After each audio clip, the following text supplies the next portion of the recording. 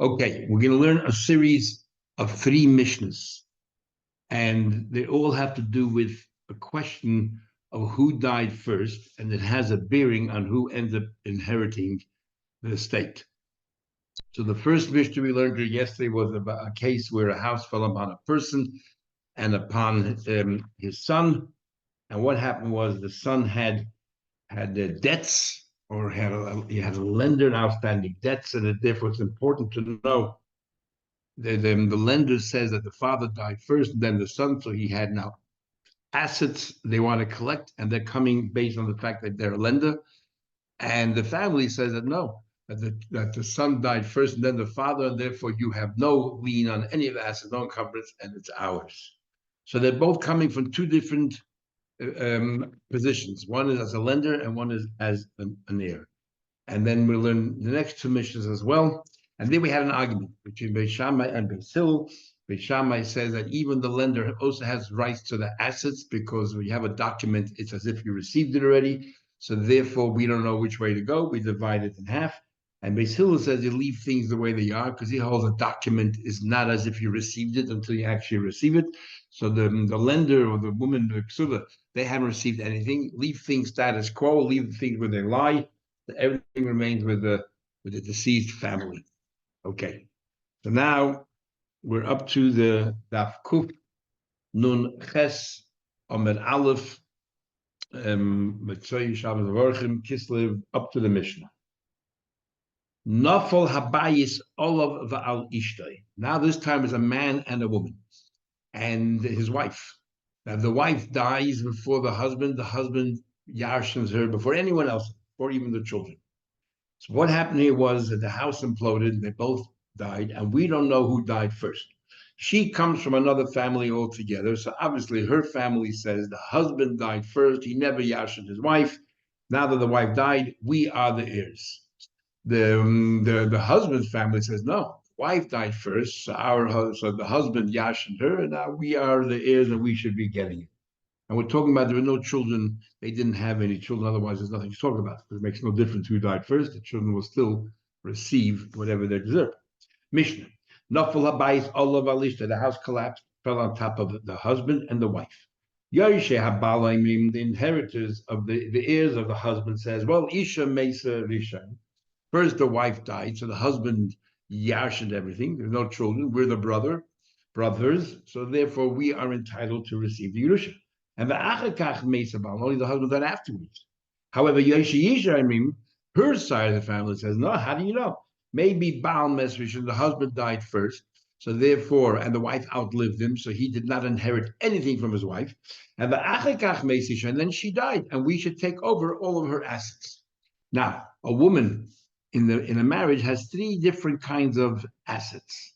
One is the ksuv itself. He promises her $100, $200, depending if she was a widow, but it's a first-time marriage, psula, and also anything he added to the ksuva. So that's one thing, ksuva. The next, the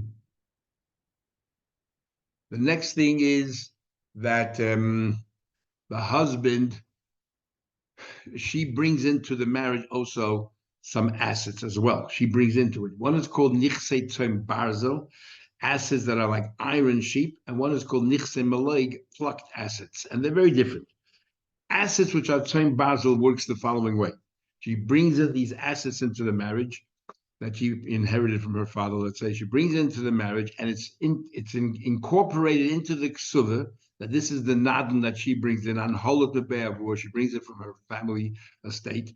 They put a value to the assets. So let's say this property is worth $1,000, and now the husband takes over the asset, and whether it goes up in value or whether it goes down, that all belongs to the husband. At the end of the time, of say they divorce, he has to give her $1,000. Doesn't he have to give it back the asset? So it's as if the husband, as if the asset was transferred into the husband's possession.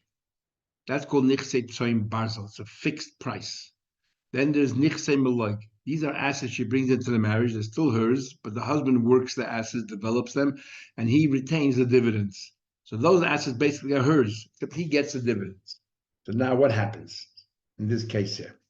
Beis Shammai says, we don't know who died first. Again, the two sides of the family, they both divide the assets. However, Beis Hillel says this depends. When we talk about the Tzayin Barzel is Becheskos, it goes to the one who's sort of in possession right now. The Gemara will have an argument whether it's the husband because the loss of profit is his, as if he took over ownership, or is it the wife because the property itself is still hers, and the end of the marriage she gets her money back. Ksuva is a debt on the assets. According to Beis Hillel, it's not as if she collected already. So Becheskos Yeshibal, it's still with the family, the husband's family. Those assets which are nichsim malay, which go in with the Arab marriage and leave with her, then becheskes yeshav, they go with her family, her father, because where did she get the assets? She probably inherited from her father. So therefore it goes to her father's family. That's what Hill says. Gemara asks, the cheskes me, you said that the Tzayin Basel stays with the one who is the owner or in possession. Who is that? Rabbi Yechanan says, B'cheskes Yeshebal. It's the chazaka of the Yeshebal, the husband's family. Why? Because he takes the profit and the loss as if it was transferred to him. Rabbi Lozer says, B'cheskes Yeshisha. Rabbi Lozer, his student who argues Rabbi Yechanan consistently, says it's B'cheskes Yeshisha.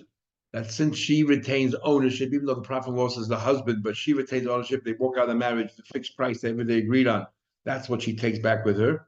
So therefore, it's as if it's in her estate. So if we don't know who it is, we give it back to her family. Rav Shimon ben Lakish, Yech's brother, Shum bar Kapara Amar, Yach Loiku, because both of them have they're both coming with the same claim. They're both saying we're heirs. Not one is a debt. We're both heirs. The question is who has the right, who's the rightful heir? In that case, since each one claims the entire asset, the entire Tzayin Barzel, and they both have a strong proof, they both have a right to this asset. We divide it because since they both come with the same strong argument, we divide it. Okay, says the Mishnah, now case number 3. First we had a father and a son, a husband and a wife, and now a mother and a son.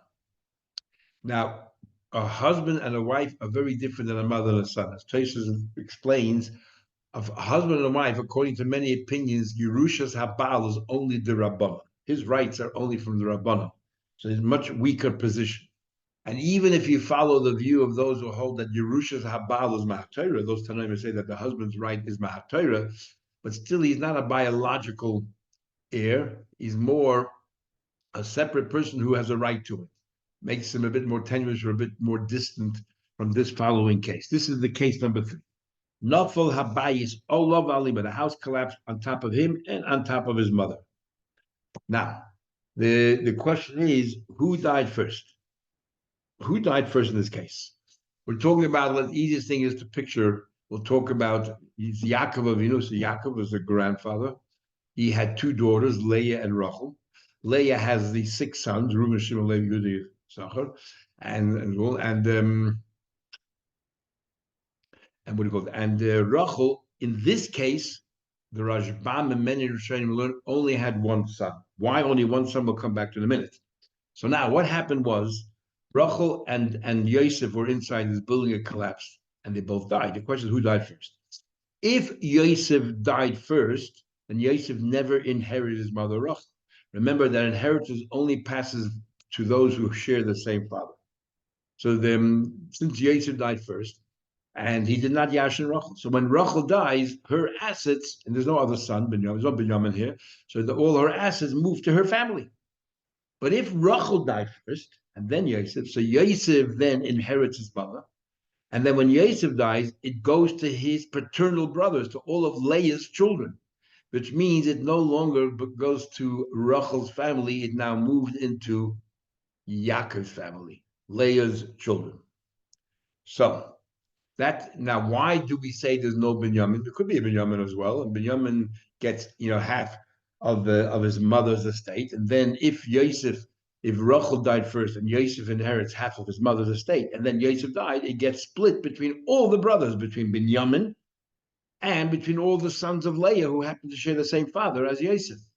Why does Rashbam say there's no Binyamin? Because Rashbam introduces the idea When you have a doubt and you have a definite, the definite always usurps the doubt. And so, for example, if Binyamin is definitely going to get half of Rachel's estate, we call him a Vadai. And we don't know what happened to Yosef. So everybody else is merely a suffix. Maybe Yosef outlived his mother, they all have a share, maybe didn't have nothing.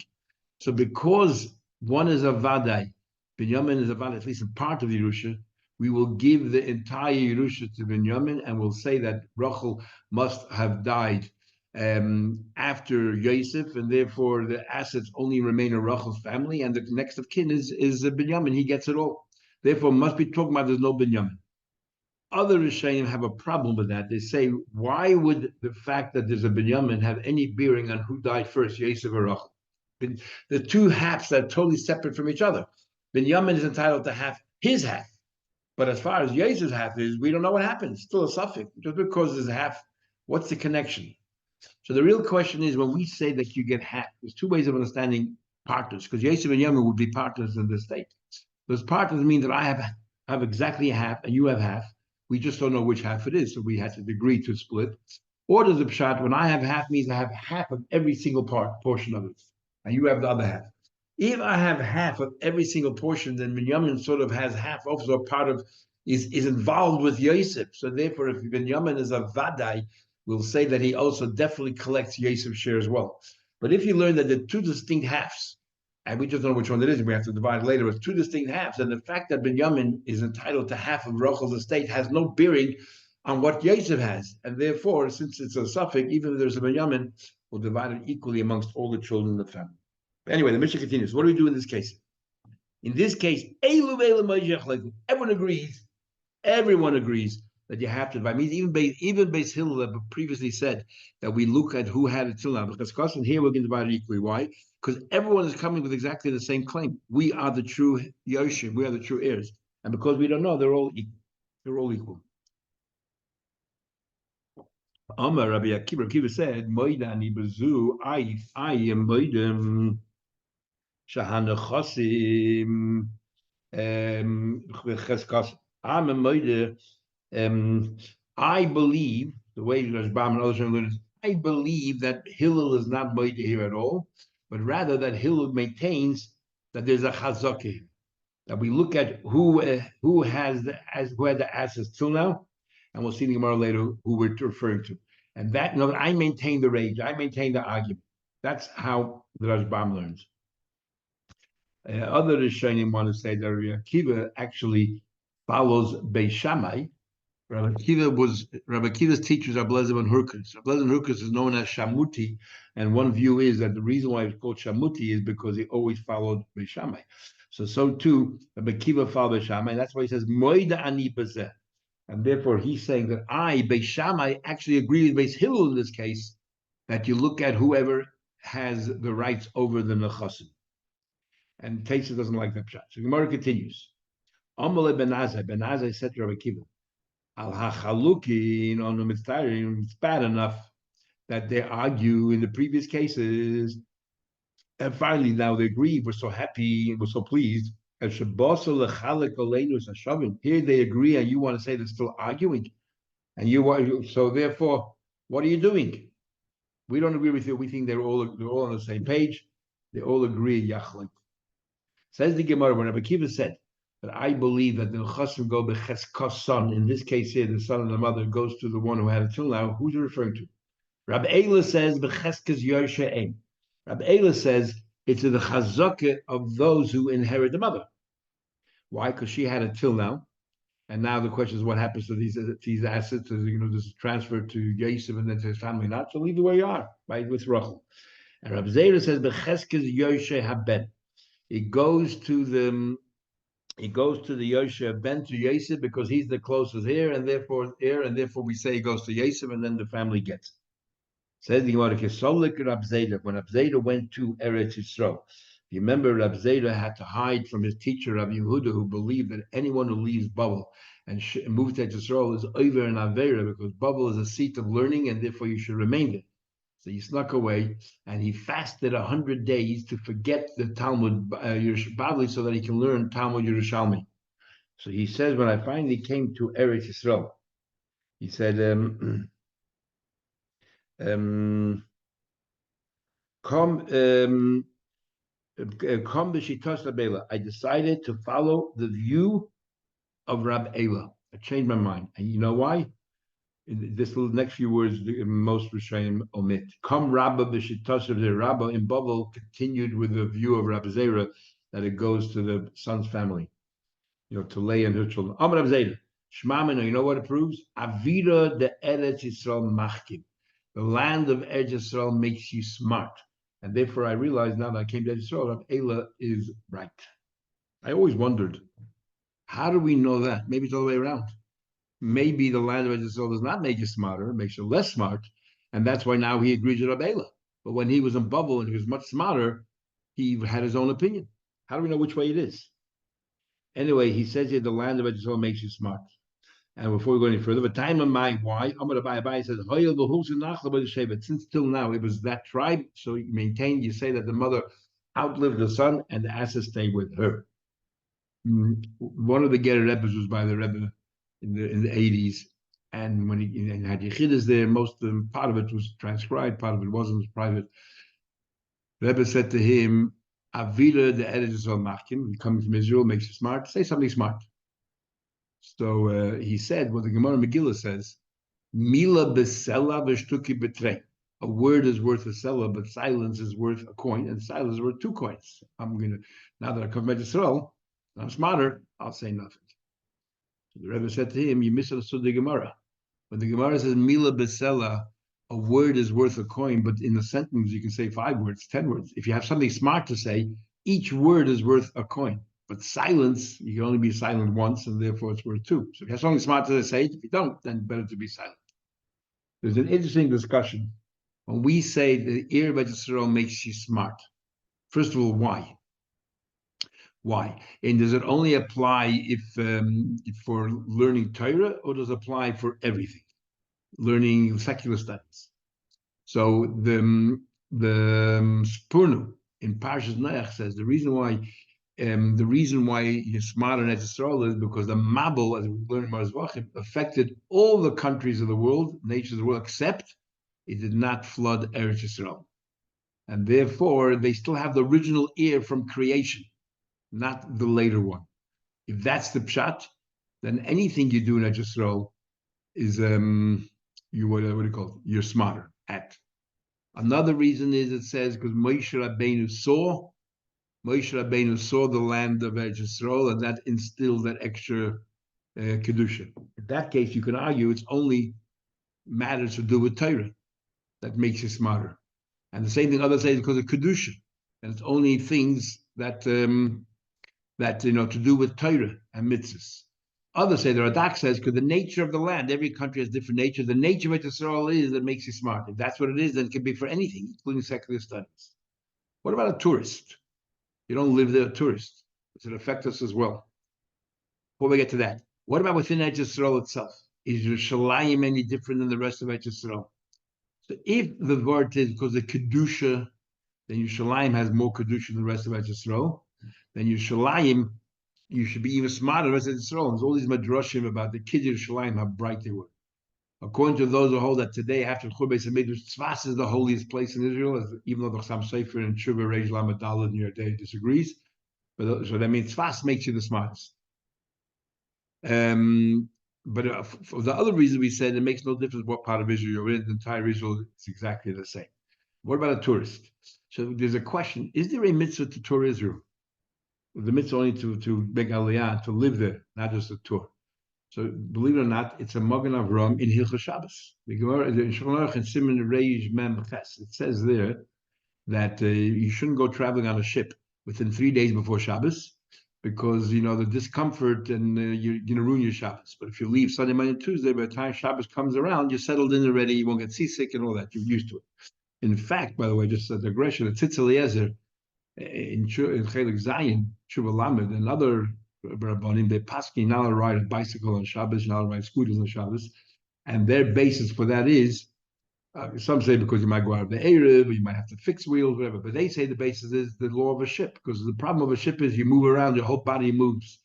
And on a bicycle and a scooter, they say your whole body moves as well, and the things which make your whole body move. Interesting idea. But anyway, getting back here. So the Magen Avraham says, Shlomo says, but if you're going on a ship to go to Israel, because you're going with bar mitzvah, you're allowed to go on Wednesday, Thursday, Friday. So the Magen Avraham then has a discussion right there. What about if you're going just for a tour, for a visit? Is that considered a mitzvah? He brings one opinion that says no, only if you're going to live there is it a mitzvah. Otherwise, there's no mitzvah whatsoever. But then the Yesher Mimi says that even for touring is a mitzvah based on it's a Knesset like that, based on the Gemara and Ksuva that says if you walk 4 Amos in Israel, you're guaranteed a Chedek in Elam Haba. So therefore, if you walk 4 Amos, so therefore it's a mitzvah even just to go touring in Israel. So then the question is, what about the second time and third time? You already got your Elam Haba the first time. It doesn't say you have to go twice to get Elam Haba. So is there still a mitzvah for touring or not? But getting back here, what if you're only going for a tour there? Do you also become smarter? So you would think, depending on which reason, if the nature of the land makes you smarter, so while you're there, you'll be smarter than others. If you have issues or problems, work it out while you're in Israel. And for all the reasons we said, because the Mabel didn't affect it, or there's more holiness there, or that's the nature of the land. The question is, if you go touring there, and let's say it's Kedusha, do you take some of that back with you to Chutz La'aretz so that you remain smarter even when you're back at Chutz La'aretz, or not? Anyway, then there's a fundamental question. Why do we, whenever there's an argument between Talmud Yerushalmi and Talmud Bavli, we always rule like Talmud Bavli? If Avida the Eretz Yisrael Machkim, you're smarter in Eretz Yisrael, then Allah should be like Talmud Yerushalmi, not like Bavli. And in fact, there's a whole movement now in Israel with some rabbis, really only one, but he has a whole yeshiva and everything else, that he wants to change all the laws of Shulchan Aruch because Talmud Yerushalmi should trump Talmud Bavli. What is the reason we follow Bavli? The main reason in halach is not only because the Bavli goes much further and probes much further and much more, detailed and question till he tease out, the final accurate answers, is because the Talmud Bavli is lasted for another 5 generations, and there's a general rule from Abaye Rav and onwards: halacha kibasroi. We always follow the later generations. Since the Rabbi Yochanan and Lakish were the last generation of Talmud Yerushalmi, so therefore, and Talmud Bavli went on for another 5 generations to Rav Ashi. That's why we follow Talmud Bavli. Anyway, back to the Gemara. Rabbi Shmuel said, from this they say, Ben Azai Talmud Chav Rabbi Akiva. Ben Azai was a student, a friend of Rabbi Akiva. Why? Look at the way he spoke to him. The Amalei said, Shabasa. He said, you came. In romantic languages, in Hebrew, there's 2 ways of speaking. One direct and one is with respect. With respect, you always speak in plural. Direct, you speak in singular. And because he said to Rabbi Akiva, Shabasa, you came, that's very direct. That means even though he started out being a Talmud Rabbi Akiva, he eventually became his equal to Rabbi Akiva. But interesting, if you remember Gemara Yevamos, Ben Azai actually married Rabbi Akiva's daughter. And Rabbi Akiva's daughter said to her mother that she's greater than her mother. Her mother gave up 24 years of her life so Rabbi Akiva should become the famous Rabbi Akiva. But she said, Rabbi Azai, after we were married for a short time, he said he wants to divorce me because nafshi choshke b'Torah. I have this intense desire to learn Torah, and I can't have 2 loves in my life. And she said, I gave up my whole life so that my husband can sit and learn Torah. I'm greater than you. So maybe that's why he was very familiar with Rabbi Akiva. Anyway, so the Gemara says, and the famous word, Loi adu Rosh Hashanah can never fall out on a Sunday, Wednesday, or Friday. Loi adu, Aleph Daled Vav Rosh. In Yiddish, when you want to speak to somebody familiar, you say du. When you want to speak with respect, you say id, in plural. So Loi adu Rosh, in a place where everybody knows you in personal, they call you du, you'll never become the rabbi of that shul. They'll never have the right respect for you. Anyway, Sholchum etam. Now, what happened was they sent to Israel a series. This is how they're showing it. A series of dinim, and they're all correct. The only thing is they made a comment at the end, and one of these laws don't make sense. And the Gemara now is going to try to probe and understand which law doesn't make sense. I'm going to go through it all, and it takes us to the very bottom of the next page. But that's where this, or the very top of the page after that. That's where this sugya takes us. So we'll do that through, and then we'll take a pause. Says the Gemara, case number 1. Sholchim Tam, they sent from them, this is what they say, and it's very cryptic. First, so we need to understand even what the case is before we start analyzing did it make sense or not. Ben Shalava Benichse Aviv. So what we have over here is It's easiest always to talk about Yaakov is the grandfather, Reuben is a son, and if it's a grandson, it's Chanoich, the son of Reuben. Okay, so what happened was, so Ben Shelava ben Ichyav, a son who borrowed against the assets of his father, Bechaya while his father's alive. In other words, the assets didn't even belong to him yet, but he was, thinking that one day, whatever. Umeis, and then the Reuven, the borrower, died. His Benoi, Reuven's son, Moitzi miyad al kuchas. Reuven's son Chanoich goes to the buyers and says, "Give us back the property." What's Vazui kasha beidini mamres? And the conclusion is a difficult halacha to understand. The Gemara says, "I don't understand what the case is. What's exactly here?" Loive, my mapping. Reuven was a borrower. So what properties is he? He owes money. So what do you mean he's going to take away from the buyers? What does that even mean? Ba'oid. Question number 2. The kuchas maya vidate. The buyers, where do they come in the picture? The whole case doesn't make sense. Eli Machman, this is how you learn. Ben Shemach, what happened like this? Ruvain sold a property from Yaakov, thinking that one day he will be the rightful heir. So the property is worth $1,000. No one knows when Yaakov will pass away, so Reuven can take over. So he sold it for $100, $500. And Bechaya, while his father was alive, you know what happened was? Umeis, and Reuben died. He never inherited his father's property. And then eventually Yaakov died.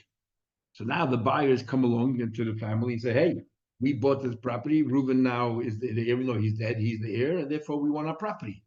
Reuben's son Chanoich says, "What are you talking about? Reuben never inherited anything. He died. He's dead. I'm inheriting the property, and I have to do with you. I never sold to you." Mes B'nai Moitzi L'Kuchas. So now this son Chanoich says to L'Kuchas, "Goodbye." The Zui Shekoshe B'dinim Mamre. And this is difficult. This is the law, but it's difficult to understand. Says the Gemara, I don't understand. First, let's understand. V'lein Rulei, why can't the buyer say, one second, Chanoich, why are you inheriting this property? You're not the son of Yaakov. It's because Reuven is inheriting from Yaakov, and then Reuven, even though he passed away, is passing it on to you. So, but before you come on the scene, Reuven owes his property to us. Give it to us. V'lein Rulei, why can't I say, Avuch, Mazbin, our father sold it to us. Now you want to take it away. Who are you? Your only connection to the property is through your father, but your father already gave it to us. So you want to ask the question back. Well, my question. Not only don't they have an argument of kuchas, the halacha makes perfect sense. You think that Chanoich inherits the property via their dead father through Reuven. That's not what happens. If Reuven is no longer existing in this world, then Chanoich becomes the next of kin. He yarshes directly from his grandfather Yaakov. Reuben is out of the picture. So the Kuchas have no rights at all to the property. So this law makes perfect sense. In fact, we don't understand why you think it doesn't make sense. Maybe the Chanech can say, we come directly from Reuven. In fact, Tosfos has a whole discussion. He doesn't understand what Gemara is talking about here. Why would the Kuchas even have an argument? What was the question in the first place? So Tosfos says the issue here is not the property, because the Lukuchas can't take the property. Reuven never got it. And I mean, the issue here is they want their money back. The money that they gave to Reuven now turned into a loan because they never got the property. And there's a loan, there's an indebtedness on the properties. And they're saying to the Chanoich, give us our money back, because there's a lien on the property for our money at least. But the Chanoich is saying, we have nothing to do with Reuven. Reuven never inherited the property. We're not getting it through our father. We're going directly to our grandfather. And how do I know that's how it works? Tate, I'll prove it to you. The Chsiv, it says the pasuk, Tachas avisecha, and in the place of your fathers, yibenecha. That the children step up and they go directly to the grandfather. And the Sarim b'chasishasema, you will place them. The Sarim will become officers of the land. So we see that the grandchildren come up straight to the grandfather. So the Gemara says, you're right. That's not the case. Case number 2, maybe that's where we make the comment that it makes sense. Eli kasha hakasha. Same case. Reuven sold his father's, Ben sold his father's property, but what he sold was his extra portion, the b'chor portion. Now here's a different story. Chanoich can say, my father no longer exists. I'm inheriting the property that he should have received directly from my grandfather. But why, Chanoich, are you getting that extra portion of a b'chor? You're not the b'chor. You're not even the son of Yaakov. You're getting it because your father was a b'chor. So the b'chor portion, at least, you're getting via your father. So if you're getting that via your father, the lekuchas, the buyers, have a right to that property. They came first. Here, we have an argument. and yet the law is that Chana gets to keep it. So it's a law that doesn't make sense. So Reuben sold his double portion. When he died, before his father did, then Chanech can take it back from the kuchas. But why? It doesn't make sense. This is difficulty. Why? Avu Mazbin, Reuven sold his a double portion, and Iyamap, they're taking it away. You might say, Hochanami over here also to make the same argument. We bypassed our father, went straight to grandfather. We're going directly to the grandfather. So you know, but here they can't say it because if they're going directly to the grandfather, why are they getting that double portion? They're not the b'chor. Says Gemara, you're not right. You misunderstood pshat. It's not the pshat they bypass their father, then the next of kin. They become their father. And since the father was b'chor, they are now the b'chor. And we know that we had the Kufidal, but the daughters of Slavcha, they inherit 4 portions, and one of them was their extra Slavcha with the b'chor, the son of Chefer, and they get that extra portion because they take the place of their father. So therefore, the b'chor goes. Reuven is totally bypassed, and he goes directly to Chanoich, his son. So the buyers are bought from Reuven. You got nothing. Talk to Reuven, and they'll leave us out of the picture. Well, my kush, no, Timur says it. That counters Dilma Matzi Amma. They can say Mikoyach Abu the Abba Kasidim. We took over our father's place. Ulumakam Avka, we're standing in our father. So the law makes perfect sense. Why Chanoich doesn't have to give anything to the buyers. Eli Kash Al Kash. One more question. This is it. Another case altogether. Case number 3. This person was a witness on the document, but then what happened was actually Nasigazan. This witness was a credible person. He signed a document, but then what happened was later on, but Nasigazan, he became a Gazlan. Reuben and Shimon, Reuben signed on the document to Shimon, but later, and when he was all right, but then later on, Reuben became a Gazlan. And now every document always has to be verified and certified. The problem is now the witness is a Gazlan. Who's going to certify his signature?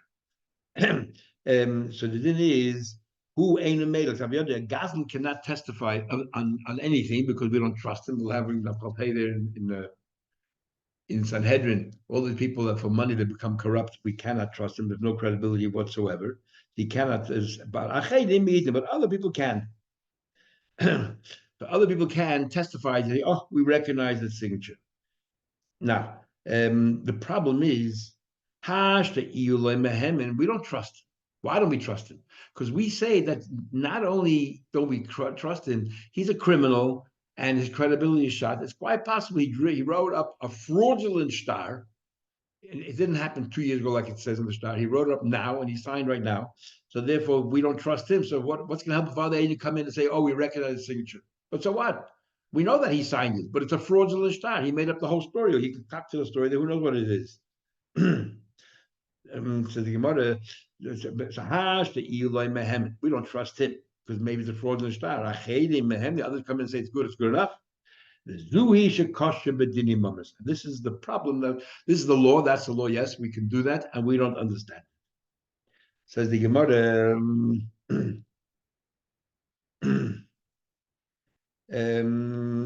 My cushion. Who's the no, we're talking about here. This is how the Rashbam learns. We're talking about here that this star already came up to a bezin a long time ago. And the bezin, when they certify a star, they write a thing called a hempik. And 2 witnesses, like a certification. And 2 witnesses signed it.